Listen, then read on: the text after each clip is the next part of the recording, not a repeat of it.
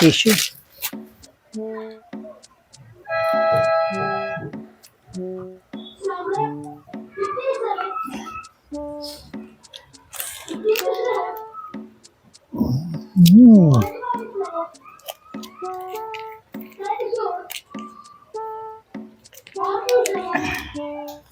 Oh.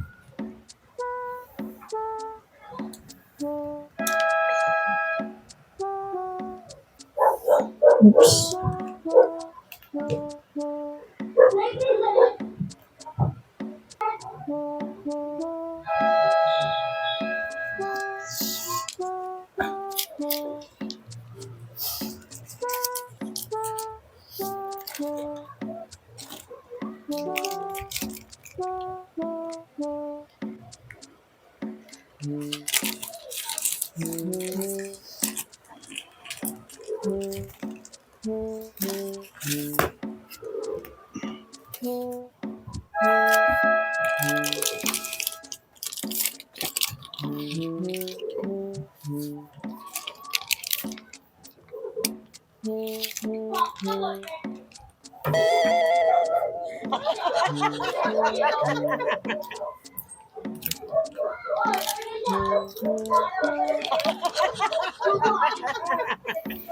Lumayo ka nga dito. Lumayo ka dito dahil kita mo ng diet ako. Lumapit ka pa eh. Nandun ka, nandito pa. Hindi ka man papainggit ka pa sa akin. Tingin sa akin eh. Akala ko ayaw mong pumesto ko dun eh. Baka tumulo dun eh. Alam mo naman ang diet ako. Tapos Ayaw ko nagpapainggit naman ka pa. dahil kasi sinabi mo nga kanina ayaw mo eh. Doon ka na. Naalok nga kita kanina, sabi ko bibili ako, ayaw mo naman. Sabi mo diet ka. Doon ka na para malayo. Di... Akala ko kasi, kaya mo ko tinitingnan doon dahil ayaw mo akong pumesto doon.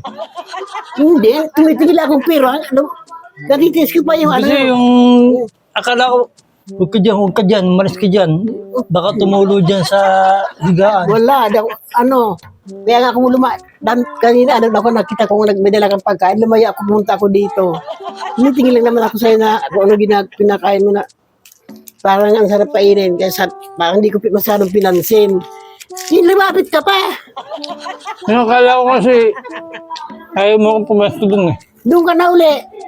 Doon na uli ako. Oo. Ayaw mo. Ayoko. Sira naman ang ano ko nito sa iyo. Diet ko sa iyo. Bigat na nga ng katawan ko eh. Tutulo doon eh.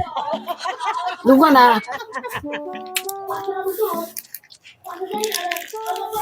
Sabi ng doon na doon. Sige pa talaga ang ano eh. Kasi naman, tingin dito eh. Doon ka na nga sa taas. Naamoy ko tuloy yung kinakain mo. Hindi ako magugutom tuloy ako. Kaya naamoy ko pa ang pagkain mo na ang sarap-sarap ng amoy. Sige na, umakit ka yun. Nandito pa talaga. Mauubos na eh. Ba't na nga ako sa taas?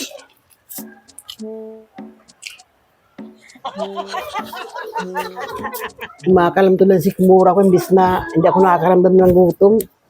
Kumalam tuloy. Kung kailan na wala na yung pagkain, saka umakyat.